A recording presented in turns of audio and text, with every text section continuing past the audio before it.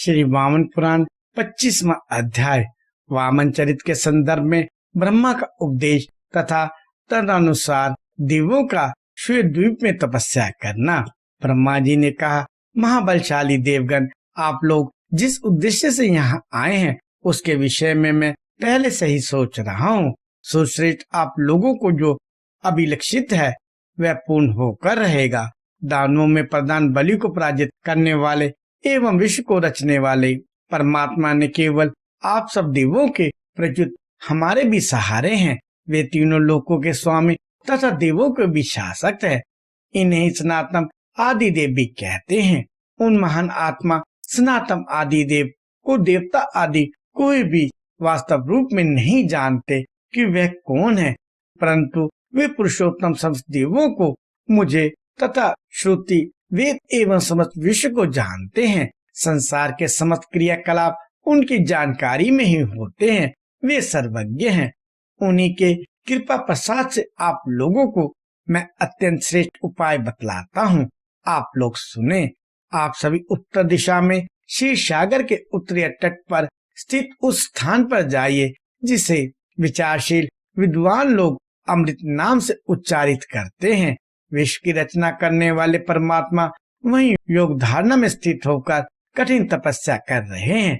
आप सभी लोग उस अमृत नामक स्थान पर जाएं और आलस्य रहित होकर आप लोग भी लक्ष्मी की सिद्धि के लिए वहां कठिन तपस्या आरंभ कर दे। जब आप लोग वहां जाकर कठिन तपस्या करने लगेंगे तब ग्रीष्म के अंत में देवादिदेव की शब्द रूपनी स्त्रीण गंभीर ध्वनि वाली प्रेम से भरी हुई शुद्ध और स्पष्ट अक्षरों से युक्त मनोहर एवं निर्भयता की सूचना देने वाली, सर्वदा मंगल में उच्च स्वर से अध्ययन करने वाली, ब्रह्मवादियों की वाणी के समान स्पष्ट उत्तम संस्कार से युक्त दिव्य सत्य स्वरूपनी, सत्यता की ओर उन्मुख होने के लिए प्रेरणा देने वाली और पापियों को नष्ट करने वाली जल से पूर्ण मेघ की गर्जना के समान गंभीर वाणी को सुनेंगे।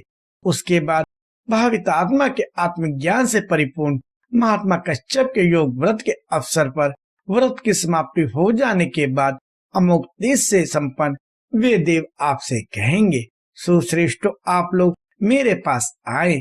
आप लोगों का स्वागत है।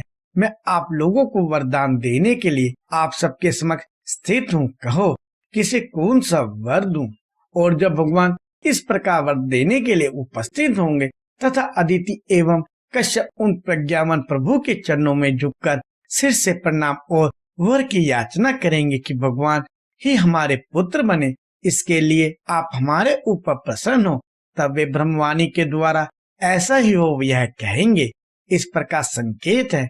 निर्देश पाकर कश्यप, अदिति एवं सभी देवताओं ने ऐसा ही हो यह कहकर प्रभु ब्रह्मा को सिर से प्रणाम किया और श्वेत द्वीप की ओर लक्ष्य करके उत्तर दिशा की ओर प्रस्थान किया। वे अत्यंत शीघ्रता से सत्य प्रवक्ता भगवान ब्रह्मा के द्वारा निर्दिष्ट की गई व्यवस्था के अनुसार क्षीर सागर के तट पर पहुंच गए। उन देववरों ने पृथ्वी के सभी समुद्रों, वनों से भरे हुए पर्वतों एवं भांति भांति के दिव्य नदियों को पार किया। उसके बाद उसके आगे उन लोगों ने ऐसे स्थान को देखा जहाँ न कोई प्राणी था, न सूर्य का प्रकाश ही था। प्रत्युत चारों ओर घनघोर अंधकार था जिसमें सीमा मालूम ही नहीं होती थी।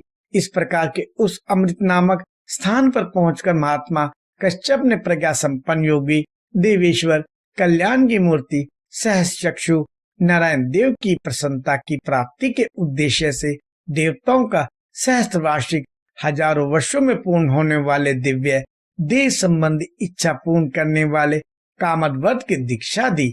फिर वे सभी देवता क्रमशः अपनी इंद्रियों को वश में करके और मून धारण कर उच्च स्थान पर वीरासन से बैठकर कठोर तपस्या करने लगे।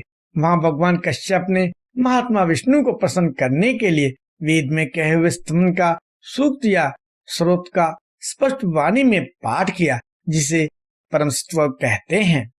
इस प्रकार श्री वामन पुराण में 25वां अध्याय समाप्त हुआ।